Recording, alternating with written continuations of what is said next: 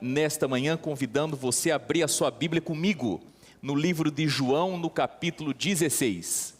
Livro de João, capítulo 16, nós vamos à palavra de Deus. Eu amo a Bíblia, a palavra do Senhor, e nós vamos ter a oportunidade de estudá-la nesta manhã. A título de informação, nessa manhã eu estarei passando aqui vários slides, uma série de um PowerPoint, e se você quiser, logo mais vai aparecer um QR Code, você pode escanear e receber no seu celular toda a apresentação desta manhã. Nós vamos a João, livro de João, capítulo 16, versos 5 e verso 7. Nós vamos ler assim na palavra do Senhor. Antes de ler o texto, eu gostaria só de contextualizar. Essas palavras, elas são de Jesus. São palavras que Jesus proferiu 12 horas aproximadamente antes da sua morte. Apenas 12 horas antes de Jesus morrer, ele falou as palavras que nós vamos ler aqui. E se alguém sabe que está no corredor da morte, que logo mais será executado, as palavras que ele ou ela falam são palavras importantes tanto para si, quanto para a sua audiência ao seu redor. E Jesus, a menos de 12 horas da sua morte, decide falar sobre o Espírito Santo, mostrando a relevância e a importância do tema e do Espírito Santo para si, instantes antes da sua partida em definitivo. E a palavra do Senhor diz assim para nós. Você pode tanto acompanhar na sua Bíblia, quanto acompanhar comigo através aqui do PowerPoint. Eu vou esperar o texto aparecer para nós, por favor.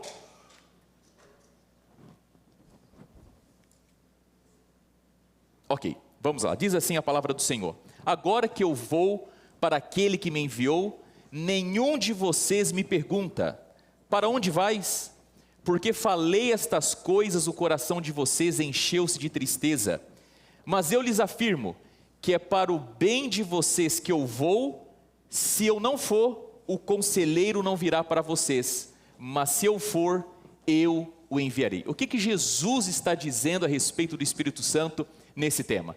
Jesus está dizendo que o Espírito Santo, ele tomará o lugar de Jesus conosco. Jesus Cristo continua, ele diz assim em João 14, 16 a 18, falando da seguinte forma: e eu pedirei ao Pai, e ele lhes dará um outro Consolador para estar com vocês para sempre. Ele é o Espírito da verdade. O mundo não pode recebê-lo, porque não o vê e nem o conhece. Mas vocês o conhecem, pois ele vive com vocês e estará em vocês. Não os deixarei órfãos, voltarei para vocês. E agora o que Jesus está dizendo sobre o Espírito Santo? O Espírito Santo trará a presença de Jesus para dentro de nós. Ele não apenas tomará o lugar de Jesus na terra, mas ele também colocará Cristo Jesus dentro do nosso coração. Mais um texto, diz assim João capítulo 14, verso 26. Mas o Consolador, o Espírito Santo, que o Pai enviará em meu nome, ensinará a vocês todas as coisas e os fará lembrar tudo o que eu lhes disse. E Jesus assim está afirmando que o Espírito Santo ensinará as verdades de Jesus para todos nós. E finalmente, Jesus faz mais uma declaração ao dizer o seguinte: quando vier o Consolador, eu enviarei a vocês da parte do Pai. O Espírito da verdade que procede do Pai, ele testemunhará a meu respeito. E finalmente Jesus deixa claro que o Espírito Santo falará o testemunho de Jesus através de nós. Queridos, isso é absolutamente fenomenal. Você percebeu que quando o Espírito Santo vem, ele traz junto consigo tanto a presença quanto o poder de Jesus. Embora Jesus tenha vivido aqui na terra 2000 anos atrás, a sua missão ainda continua nessa terra. E a missão de Cristo Jesus, ela é hoje desenvolvida através do Espírito Santo, o nosso Consolador. E a missão do Espírito Santo é fazer com que Jesus esteja tão próximo, ou melhor, é fazer que Jesus esteja tão dentro de mim, que quando alguém me vê, me encontra e me conheça, essa pessoa tenha como impressão de que eu e você somos um tanto quanto parecidos com Jesus. Queridos, a Bíblia, ela tem várias traduções e várias versões, mas, por exemplo, a Bíblia na linguagem Almeida Revista e Atualizada, quando ela fala nesse texto sobre o Espírito Santo, ela chama o Espírito Santo de conselheiro. Quando nós vamos para a nova versão internacional, que é a linguagem que eu estou usando majoritariamente nessa manhã, a nova linguagem internacional diz que Jesus, ele é um advogado. Quando você vai para aquela linguagem, a Bíblia, a mensagem de Eugene Peterson, ele traduz o Espírito Santo como um amigo. E nisso tudo é Jesus mostrando para nós o quanto o tema do Espírito Santo é importante e relevante na nossa vida. E Jesus, para falar sobre o Espírito Santo como um excelente contador de histórias, certa vez ele contou uma história que eu diria a você um tanto quanto provocante, registrada na Bíblia. Mas antes de contar a história, veja o que J.J. Packer diz a respeito do próprio Espírito Santo. Ele fala assim, olha, o Espírito Santo nunca, de forma nenhuma, aparece promovendo. A mensagem do Espírito Santo para nós nunca é, olhe para mim, escuta-me, venha a mim e conhece-me. Não, jamais. A sua mensagem é sempre, olhe para Ele e veja a sua glória. Escute-o e ouça a sua palavra. Vá até Ele e tenha vida. Conheça-o e experimente o seu dom de alegria e paz. Em outras palavras, queridos, o Espírito Santo ele é um tipo de um matchmaker. Ele é como um facilitador. A missão do Espírito Santo é fazer com que você seja alcançado por Cristo Jesus, você se una a Jesus e você permaneça o quanto você permitir e quiser com Cristo Jesus. O papel do Espírito Santo como um matchmaker, um facilitador, é fazer com que você tenha a oportunidade de viver lado a lado, junto, unido, agarrado a Cristo Jesus por todos os seus dias, pelo tanto que você permitir. E por isso que o Espírito Santo não é aquele tipo que quando chega ou aparece no lugar, faz uma festa toda, chamando a atenção de todo mundo, escuta, ó, cheguei, estou aqui, bora fazer uma festa, pessoal. Não, isso não é obra e papel do Espírito Santo. Eu vou falar algo aqui a você, que talvez a gente nunca tenha parado para pensar, especialmente porque o conceito hoje é muito deturpado. Mas o Espírito Santo é o ser mais humilde do universo. Assim como Deus o Pai, assim como Deus o Espírito Santo. Quando nós lemos a Bíblia atentamente, nós percebemos que tanto Jesus quanto o Espírito Santo e Deus o Pai, eles estão sempre apontando para o outro. Olhe para Ele, busque a Ele, vá até Ele, agradeça a Ele, mas nunca a si mesmo. O papel da Trindade ao se relacionar e se revelar aos outros é sempre apresentar o outro e nunca a si mesmo. E queridos, nesse caso, o Espírito Santo enviado por Jesus tinha como papel jamais chamar atenção para si, mas apontar para Cristo Jesus, o nosso Senhor e Salvador. Quero mostrar um texto para você que está no livro Desejado de Todas as Nações. O texto diz assim, ó: o Espírito Santo é o representante de Cristo, mas despojado da personalidade humana e dela independente. Limitado pela humanidade, Cristo não poderia estar em toda parte. O que o texto está dizendo? Quando Jesus esteve aqui na terra, assim como eu e você, Jesus ele tem uma mão, outra mão, 5 dedos em cada uma das mãos. Jesus tinha duas pernas com 2 pés, 5 dedos em cada pé. E Jesus, assim como eu e você, não consegue estar simultaneamente em todo lugar a todo tempo. Se eu estou aqui com você, eu não consigo estar em outro lugar. Se você está aqui comigo, isso significa que você não está em nenhum outro lugar.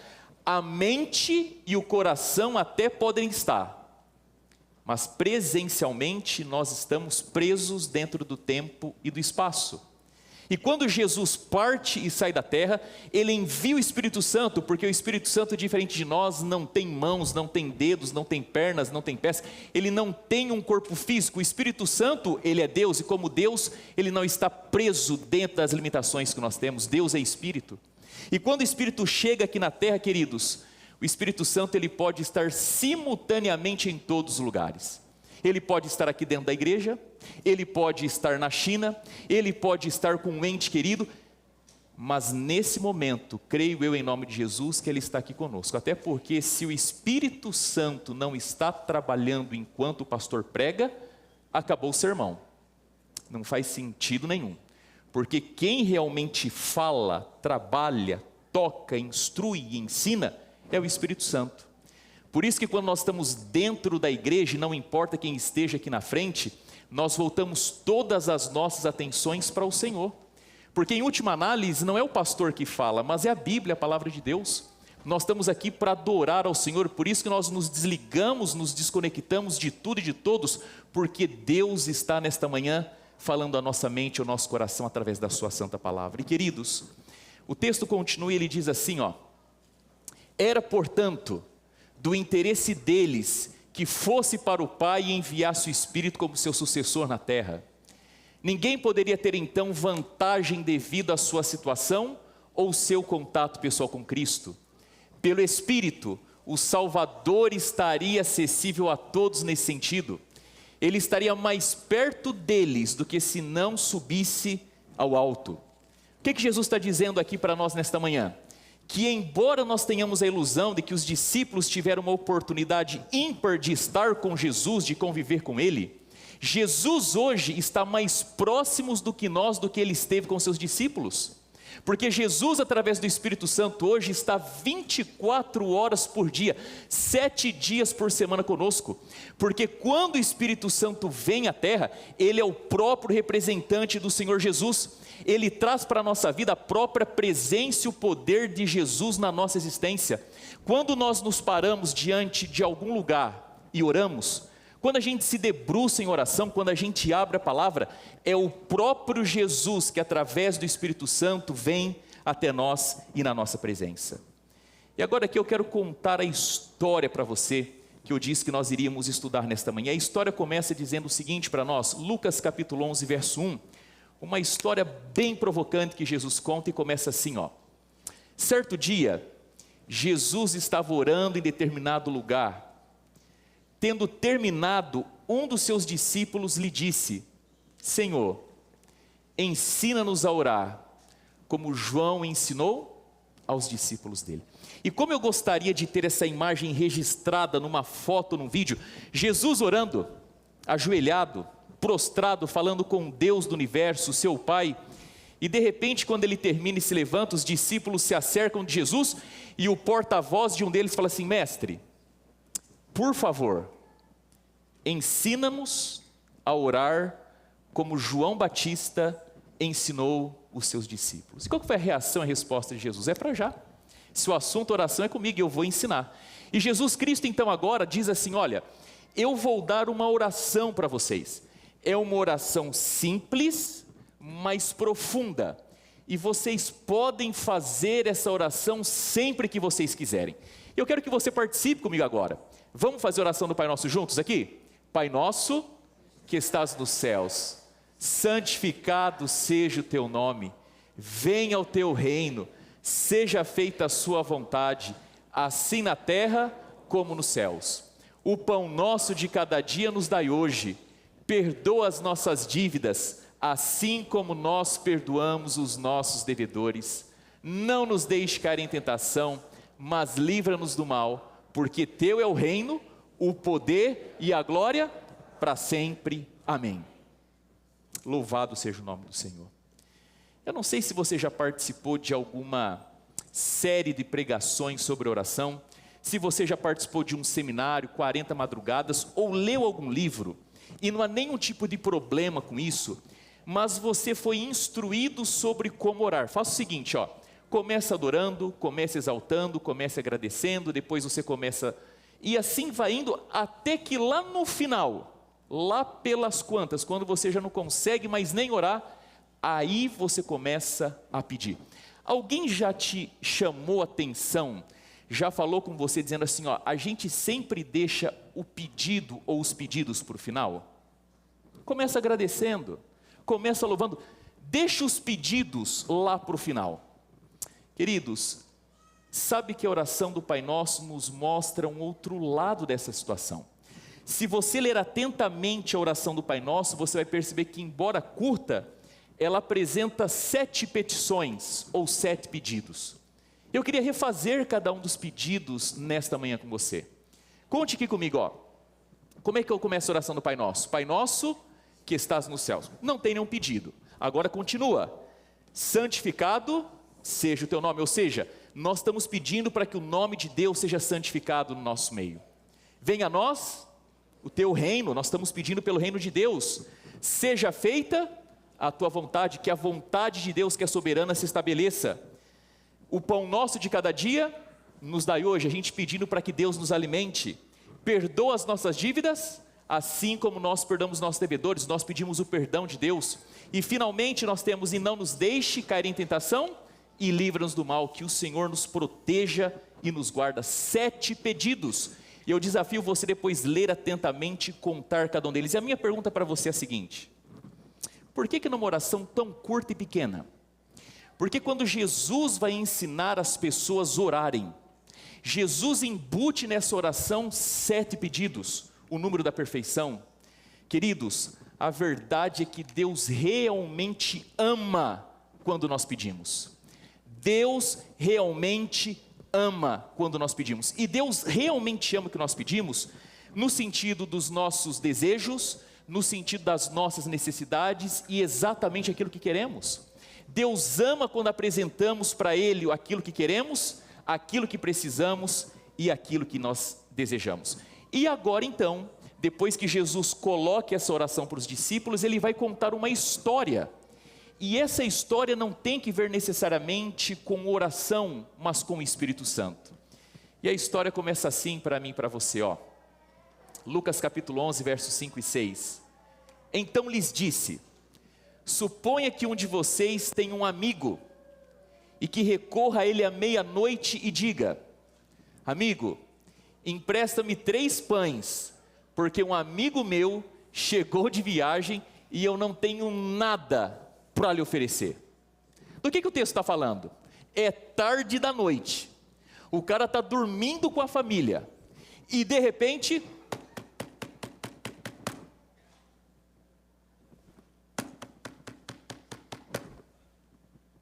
alguém chega de surpresa. E o detalhe é que esse alguém que chega de surpresa, ele parece que traz um estômago vazio, ele está com fome, e aquela coisa assim, dorme que a fome passa é só em filme, porque em realidade não passa. E o amigo olha na sala, na cozinha, na despensa, nos cômodos todos, e não encontra nada, 0 pão. E eu não sei, o texto não fala, mas pelo jeito a mulher também não era muito afim de fazer alguma coisa, porque ela nem aparece na cena.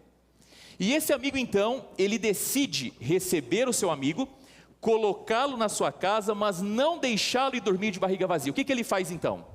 Ele sai da sua casa e vai na casa de um amigo seu. E chega lá ele, ó.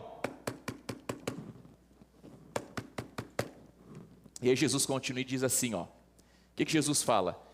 E o que, verso de número 7, e o que estiver dentro responda: não me incomode, a porta já está fechada, e os meus filhos estão deitados comigo, não posso me levantar para dar o que ele pede. Ou seja, o amigo entrou, viu que não tinha nada, pediu para o seu amigo pão, o seu amigo sai de casa, vai na casa do vizinho, bate na porta e pede por pão. E quando ele chega lá e ele bate, ele deixa claro que ele não tem nada, por isso ele está pedindo.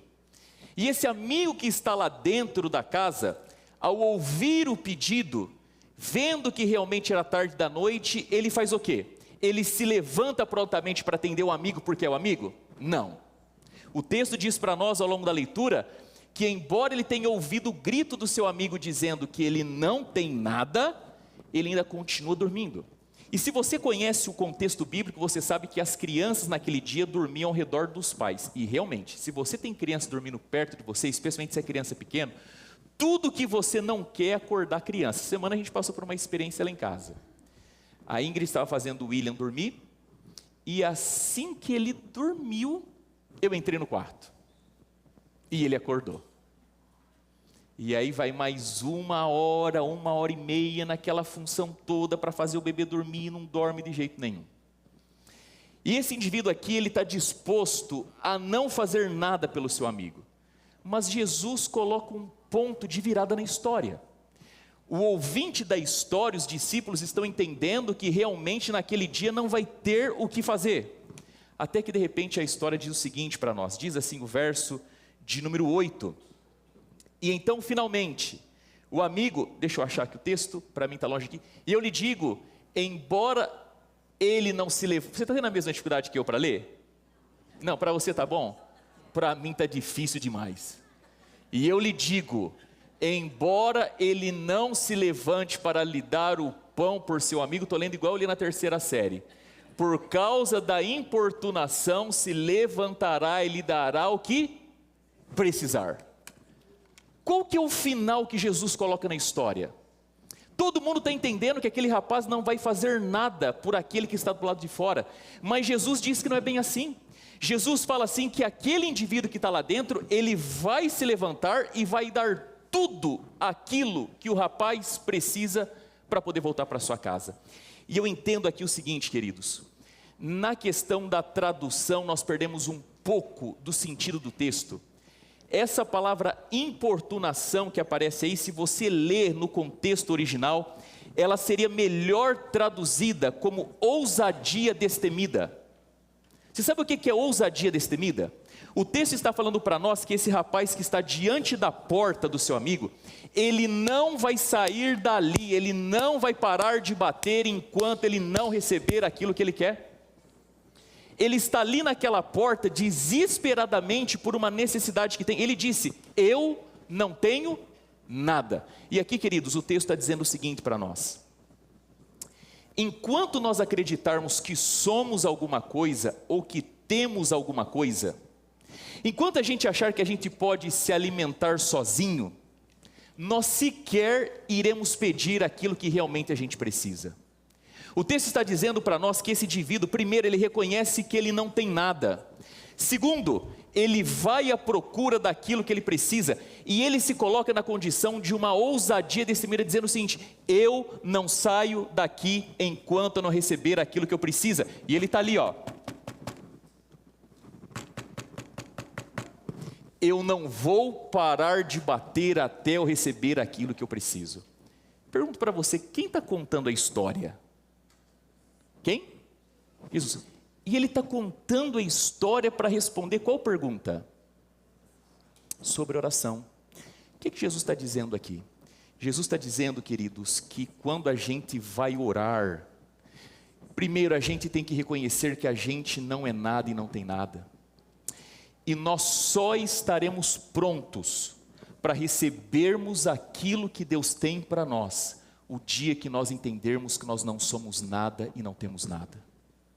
Nós só estaremos prontos para recebermos aquilo que Deus tem para a nossa vida, quando nós entendermos de forma madura que nós não somos nada e nós não temos nada. Esse é o ponto de partida que Jesus lança, mas Jesus acrescenta um outro elemento, ele diz assim, ó, não basta apenas você chegar timidamente de qualquer maneira, tremulando, você tem que chegar na presença de Deus com uma ousadia destemida, eu não saio daqui até receber aquilo que eu preciso. E agora Jesus vai direto ao ponto, lá no capítulo 11, verso 9 ao verso 12, ele diz assim, ó, palavras de Cristo Jesus, por isso eu lhes digo, peçam e lhes será dado, busquem e encontrarão, bata e a porta será aberta, pois todo que pede recebe, o que busca encontra, e aquele que bate a porta será aberta. Então Jesus pergunta, qual de vocês pais, se o seu filho pedir um peixe, lhe dará uma cobra? Ou se lhe pedir um ovo, lhe dará um escorpião? Vocês fariam isso? Se o teu filho chegar para você pedindo pão, você daria um escorpião, uma cobra? De jeito nenhum. Mas o que Jesus coloca aqui no verso de número 13 agora? Ele diz assim, ó, se vocês que são maus sabem dar coisas boas aos seus filhos, quanto mais o Pai Celestial dará o Espírito Santo àqueles que lhe pedirem. Jesus fala e recita uma oração, Jesus conta uma história para chegar nessa linha, para dizer o seguinte, que o Espírito Santo é aquilo que realmente a gente precisa na vida. Queridos, eu quero falar um pouco nesta manhã sobre o dom do Espírito Santo, o batismo do Espírito Santo, a unção do Espírito Santo, seja o que for. Jesus Cristo coloca diante de nós duas ideias, nós precisamos continuadamente pedirmos pelo Espírito Santo, mas sabe qual é uma outra ideia que Jesus introduz? Ele diz assim, ó, quem recebe o Espírito Santo na vida, recebe todas as outras bênçãos que Deus tem para te dar. Jesus diz assim, olha, que aquilo que a gente precisa, a gente encontra orando, mas não é orando de qualquer jeito, é orando com audácia, shameless audacity, é você buscar ao Senhor de todo o seu coração, quase que importunando a Deus. Mas o Senhor Jesus diz assim, ó, quem recebe o Espírito, recebe tudo mais aquilo que precisa. Olha o que o livro Desejar de Todas as Nações diz assim na página 669. Essa bênção prometida, o Espírito Santo, quando reivindicada pela fé, traz consigo todas as outras bênçãos. No começo desse ano, junto com o nosso clube de desbravadores, nós fomos acampar a 1 hora daqui, ali perto de Hagerstown, perto de Frederick, e a gente estava acampado perto de uma estação de trem. E a gente passava dia e noite ouvindo o barulho daquele trem. Em algum momento eu tive que sair do acampamento, fui mais perto do trilho do trem, e de repente começou a passar ali um trem locomotiva. E ele passou assim na minha frente, e daqui a pouco ele começou a alcançar maior velocidade, os vagões foram passando, e eu fui contando, vagão por vagão. E daqui a pouco você começa a ter a sensação de que não acaba. Ele vai passando rápido, e são vários vagões, e vai e 1, e 2, e 3, e você perde a conta, e parece que o tempo para, e é trem demais para pouco tempo. Mas sabe, numa analogia, é exatamente assim que o Espírito Santo atua na nossa vida. Quando Ele vem sobre nós, Ele não vem de mãos vazias, Ele não vem simplesmente com uma presença, Ele traz todas as bênçãos que nós precisamos. Queridos, toda a bênção que você pode imaginar está incluída no presente do Espírito Santo. E o texto continua dizendo assim, é concedida segundo as riquezas da graça de Cristo, e Ele está pronto a suprir toda pessoa segundo a sua capacidade de receber. Toda a bênção que você imaginar, ela vem acompanhada junto do presente do batismo do Espírito Santo.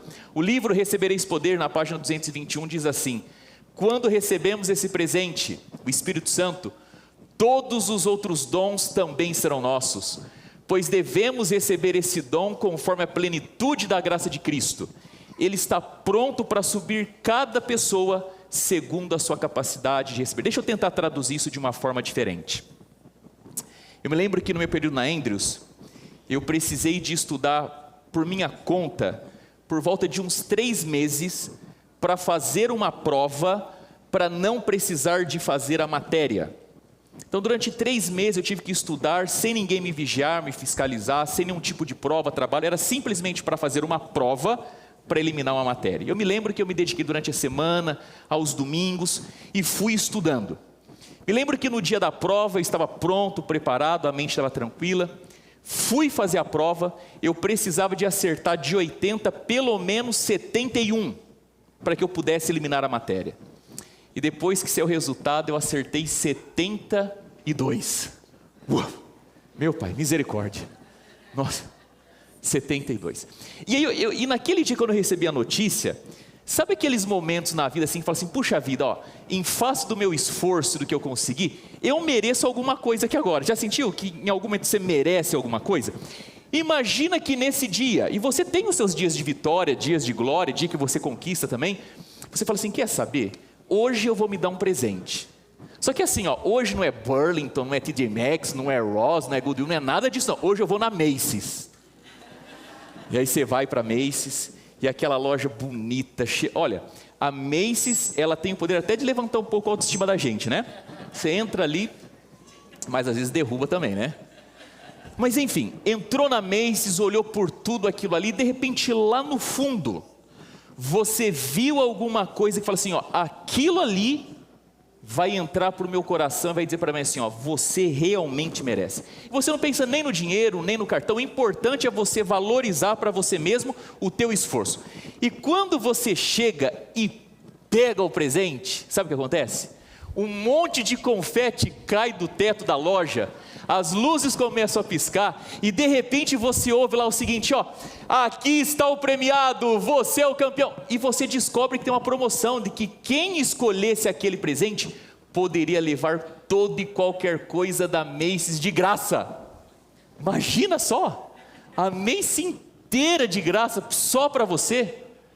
Queridos, é isso o que acontece quando a gente recebe na vida o Espírito Santo.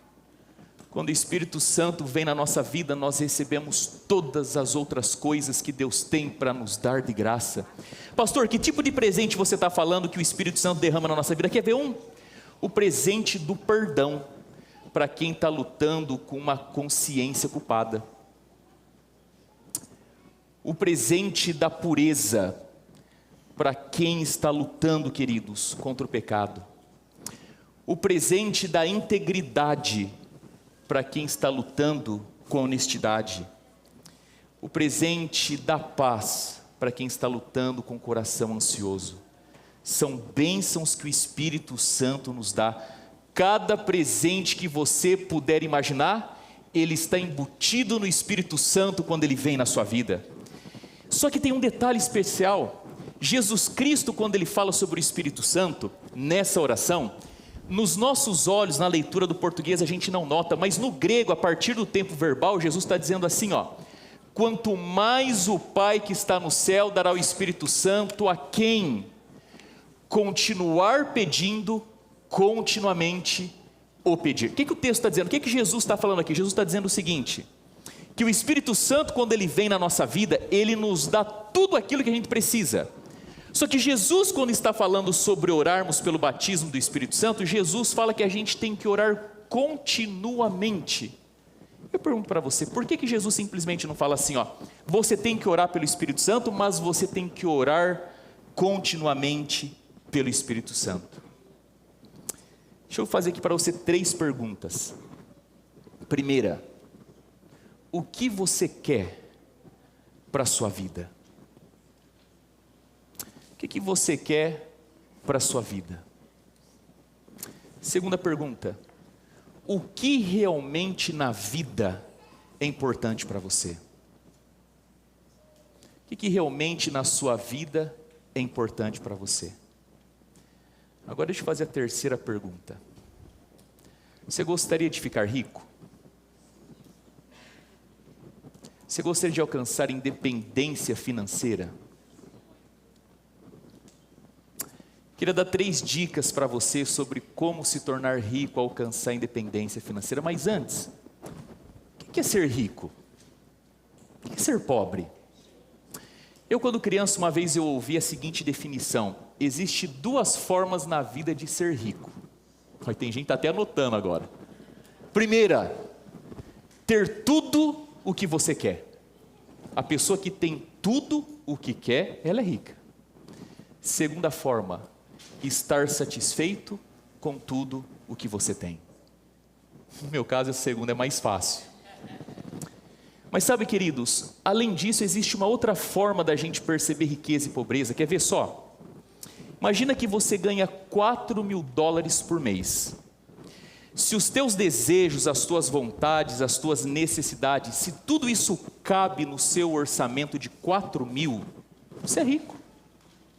Se você está satisfeito, em paz, com os teus $4.000, não deve nada para ninguém e vive a vida que você quer, você é rico. Agora imagine alguém que ganhe 6 vezes mais, $24.000, mas a pessoa todos os meses fecha o saldo em 30.000.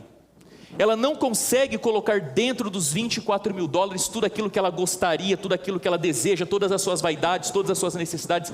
Essa pessoa, embora ganhe 6 vezes mais do que o outro, ela é pobre. Não consegue se colocar como satisfeito dentro do seu padrão.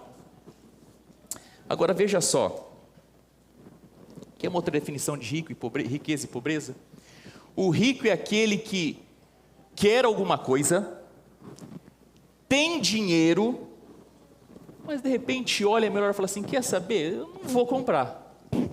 Ele tem o dinheiro, ele até gostaria, mas decide não comprar. Sabe quem é o pobre? Quer alguma coisa, não tem dinheiro e vai lá e compra com o dinheiro que não tem. É aquela história, né? iPhone 15 no bolso e a parede da casa no reboco. Não tem dinheiro, quer a coisa e vai lá e compra com o dinheiro que não tem. E você está esperando as 3 dicas aqui para a independência financeira e para a riqueza, eu vou dar ela para você agora. Fecha o ralo, abra a torneira e atrase em 6 anos o seu estilo de vida. Vou repetir. Fecha o ralo, abra a torneira e atrase em 6 anos o seu estilo de vida. Primeiro ponto, fechar o ralo. Queridos, custo, gasto é igual unha. Tem que cortar toda semana porque cresce. Fechar o ralo significa cortar custo. O que eu posso cortar no meu padrão, no meu estilo de vida de custo hoje para me sobrar mais dinheiro? Deixa eu olhar aqui todas as minhas contas, as minhas despesas, o que eu posso cortar aqui e falar assim, a partir de agora eu vivo sem. E automaticamente vai me sobrar um pouquinho mais de dinheiro. O que significa abrir a torneira? Vamos lá. O que eu posso fazer para aumentar as minhas receitas? Será que eu consigo trabalhar um pouco mais?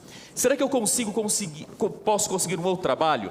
Será que eu posso de alguma forma me aprimorar para que a minha hora de trabalho possa valer mais? O que eu posso fazer para aumentar a minha receita? Isso é abrir a torneira. E o terceiro passo o que é? É você pegar o seu padrão de vida e atrasar em 6 anos de que forma? Se eu cortei gastos, aquele valor de 4.000 que eu usava para poder me manter, ele cai para 3.900, 3.800, então está me sobrando aí 100, 200 dólares.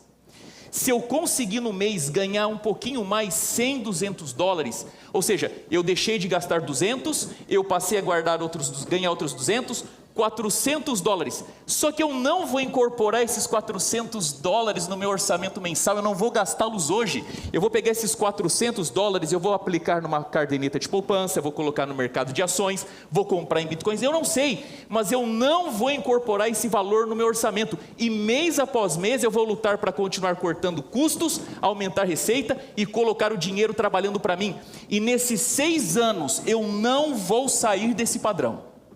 Só que eu pergunto para você o seguinte, para as 3 regras que eu te perguntei, na sua opinião, isso é opinião, isso vai de você, qual para você é o mais difícil? Cortar custos, aumentar a receita, ou durante 6 anos da sua vida, você atrasar o seu padrão de vida? Pessoalmente, você tem a sua resposta? Pessoalmente, para mim o mais difícil é essa última. Atrasar o meu padrão de vida em 6 anos. Sabe por quê? Porque se caso realmente eu quiser responder para mim mesmo que eu quero dar um salto na minha vida financeira, eu quero me tornar rico, eu quero ter independência financeira, eu sou obrigado a responder com absoluta clareza a uma pergunta essencial: o que eu quero da vida? Porque se eu quero independência financeira, se eu quero enriquecer, queridos, é foco inabalável, disciplina rigorosa, capacidade de dizer não, suprir as suas privações com outras coisas, não aquelas que você realmente quer, que o dinheiro muitas vezes vai sair caro, abrir mão de prazeres imediatos, abrir mão de compras impulsivas, evitar comparações e às vezes até parar de ter alguns hábitos sociais, como por exemplo, sair para comprar uma pizza, uma lanche no sábado à noite. Mas isso é difícil. Porque para muitos de nós o problema que nos toca é a falta de firmeza e convicção para manter esse compromisso ao longo prazo, permitindo que as distrações e os desejos de momento sabotem o processo. E da mesma forma tem que ver com o Espírito Santo. A pergunta que Deus quer e faz para nós é o seguinte: o que você quer com a vida cristã? Lembrando para você que o símbolo do cristianismo não é uma escada, mas é uma cruz. Jesus não morreu pelo meu conforto, pela minha satisfação, Jesus morreu pela minha salvação.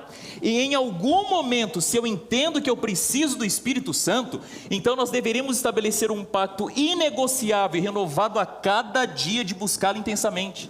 E assim como na vida financeira, a busca pelo Espírito Santo precisa de 3 elementos: renúncia, disciplina e perseverança. Mas na prática, sabe o que acontece? Nós vamos na presença do Senhor e é muito bom que a gente vá, e a gente fala assim: Senhor, eu preciso disso daqui, ó. Por favor, me dê isso, é tudo que eu preciso na vida. Mas as situações caminham e mudam e de repente a gente fala assim: Senhor, quer saber? Não é bem aquilo, é isso aqui, ó, que eu preciso na minha vida. E daqui a pouco as coisas mudam, a gente falando: Senhor, na verdade não é nem aquele nem esse, eu preciso é desse daqui. E a gente vai pulando de galho em galho, e daqui a pouco Jesus fala assim: não, peraí, para. Não é assim. Porque olha para mim aqui agora, se nós que somos maus, a gente olha para o pedido dos nossos filhos, a gente não tem satisfação em dizer um sim para um filho? Que coisa gostosa é você atender o desejo, a vontade de um filho. Mas eu pergunto para você, eu estou falando aqui nessa manhã para bons pais e boas mães.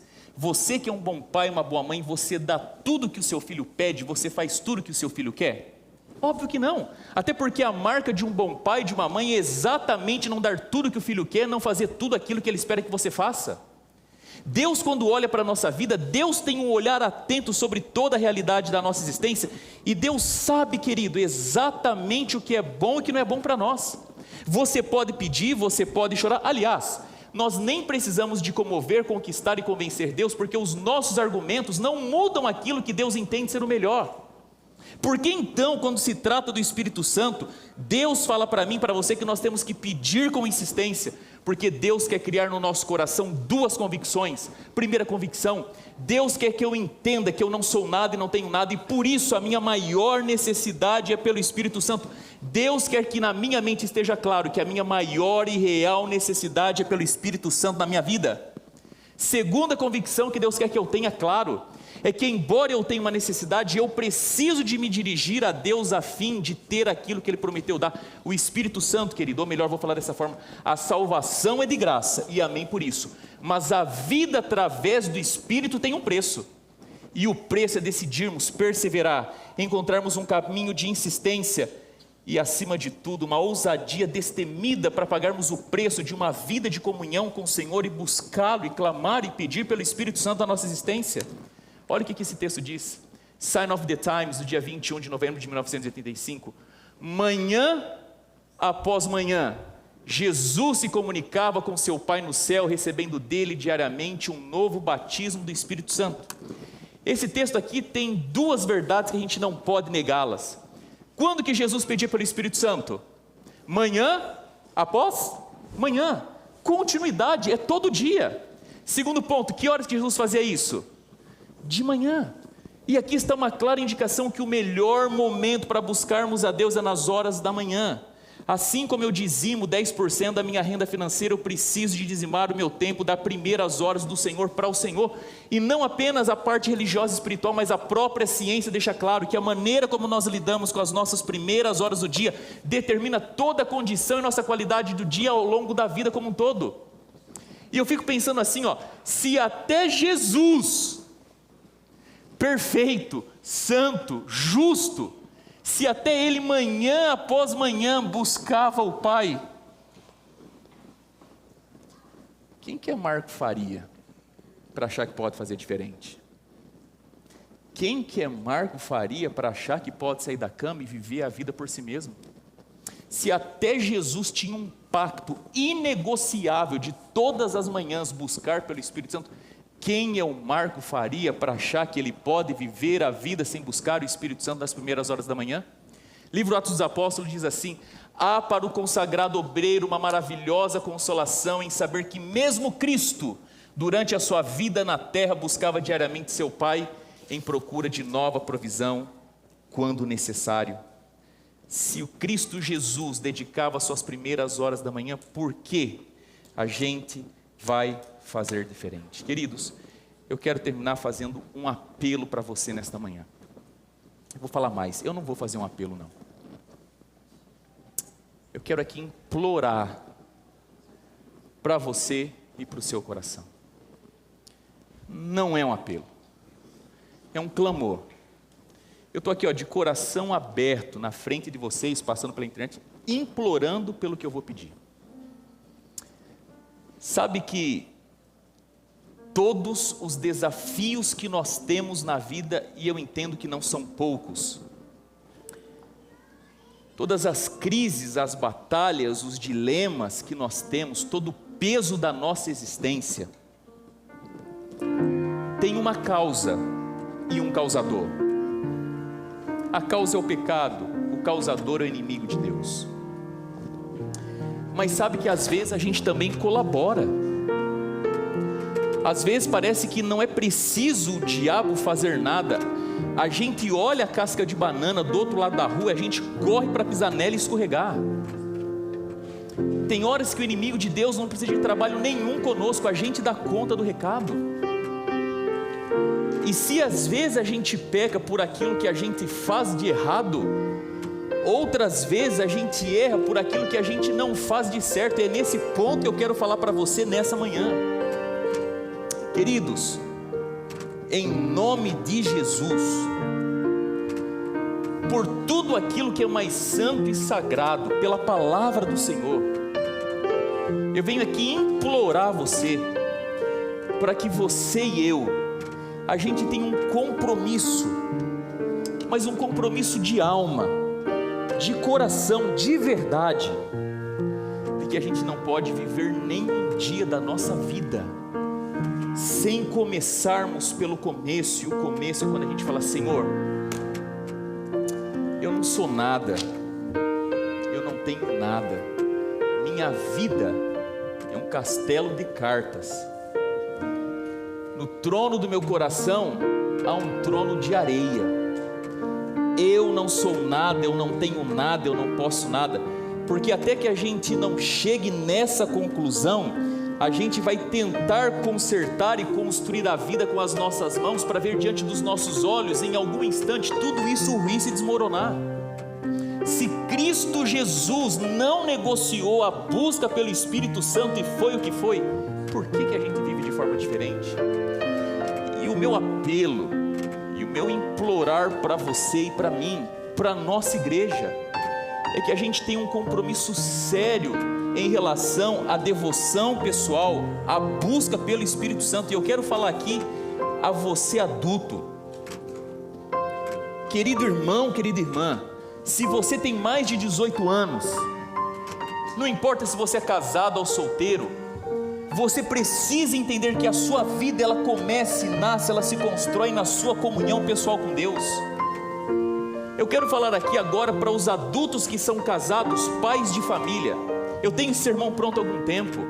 Querido esposo, querido pai de família, aqui na igreja você tem um pastor chamado Marco Faria, e você pode contar comigo.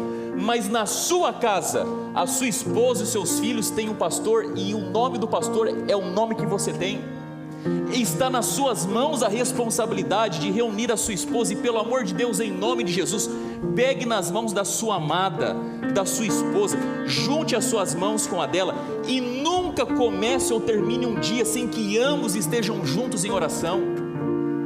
Querido pai, querida mãe, pegue o seu filho, a sua filha, seja um bebê, seja um adulto que mora contigo, nunca comece e termine um dia sem vocês se reunirem juntos e falar: Senhor, no altar do nosso coração, no altar da nossa casa, nós queremos o batismo do Espírito Santo.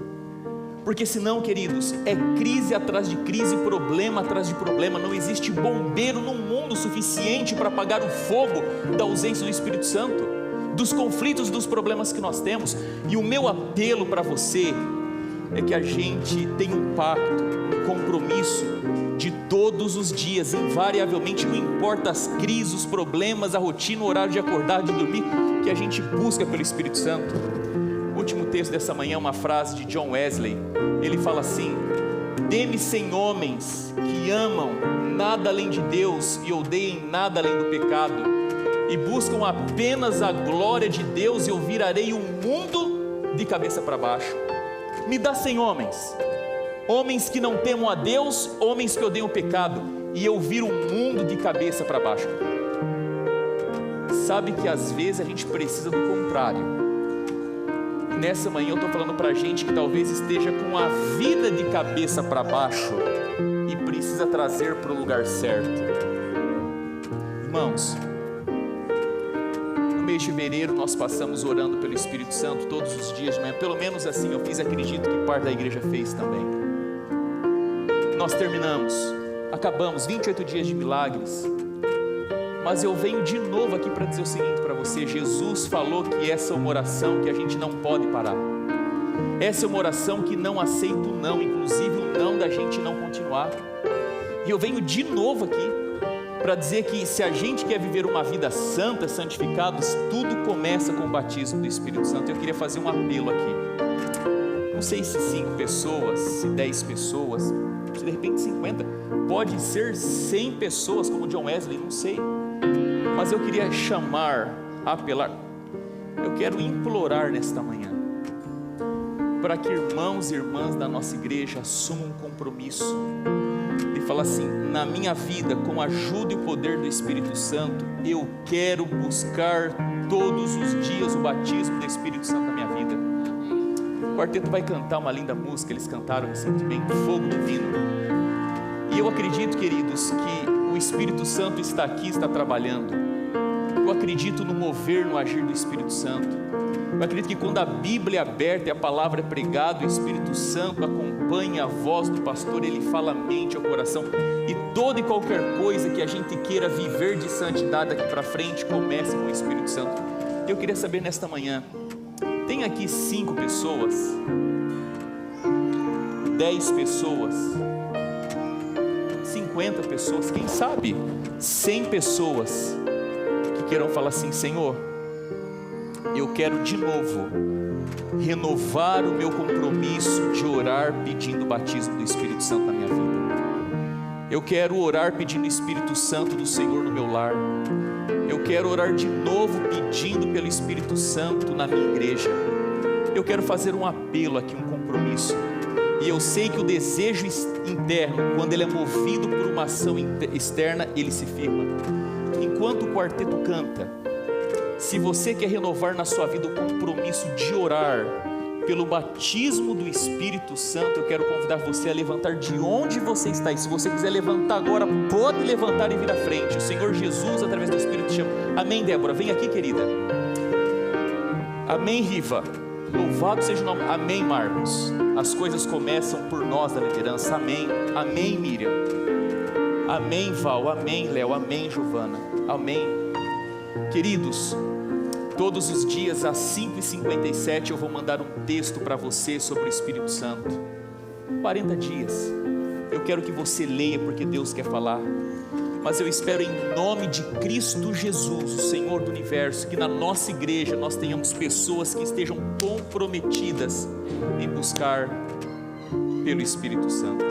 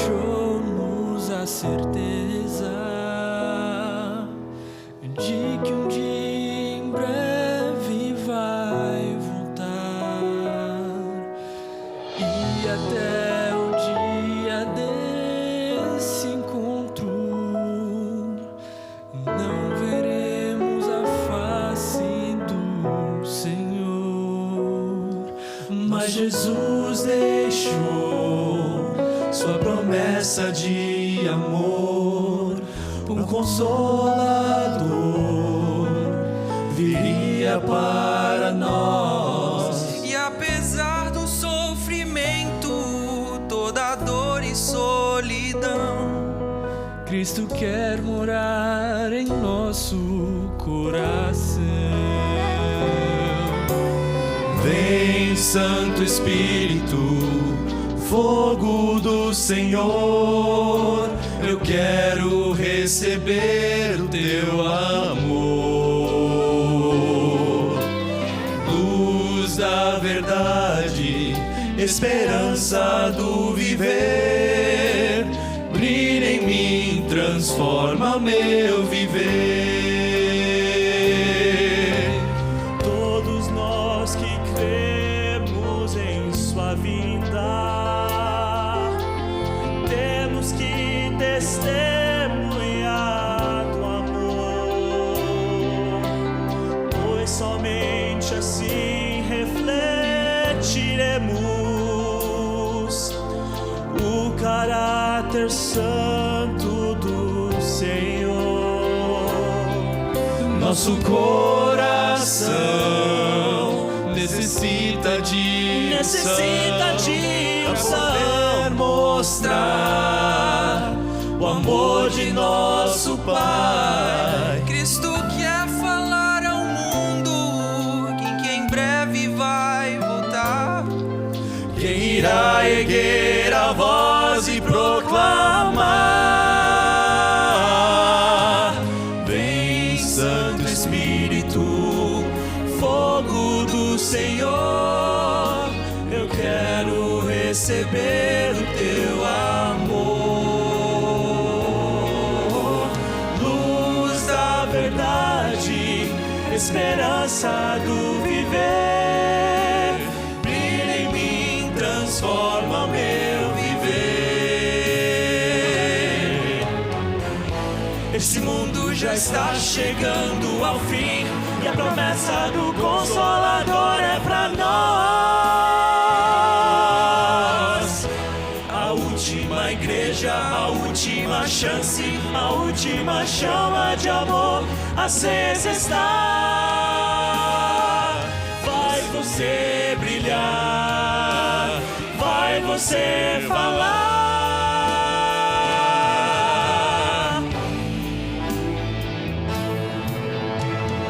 Vem, Santo Espírito, fogo do Senhor,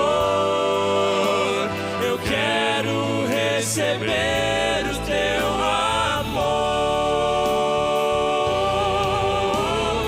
Luz da verdade, esperança do viver,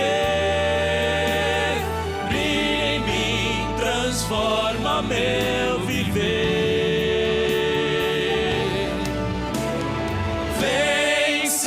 Espírito, fogo do Senhor, eu quero receber o teu amor. Luz da verdade, esperança do viver, brilha em mim com teu poder, cumpre em mim o teu querer, até Cristo regressar. Vem brilhar, Espírito, vem brilhar.